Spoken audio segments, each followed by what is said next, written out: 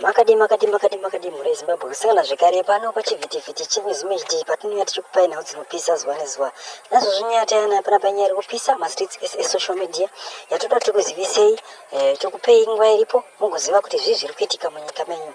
Right, tine nyaya panapa iri kutaurwa iyo yashungurudza zvekare futi iyo nyaya yacho yabuditsa pachena kuti makakatanwa pana Chiwenga naEmmerson Mnangagwa aripo zvishuwa right. Ndisati ndakudza nyaya iyi gara wasubscribe wotena on notification bell kuitira mavhidios anotevera unge uchimaona nguva iripo right. Nyaya ndiri kukudza panapa inyaya kamirika leso zviri kunzi Chiwenga apiwa 10 days yekuita acting president naKebbo Muhadhi apiwa 20.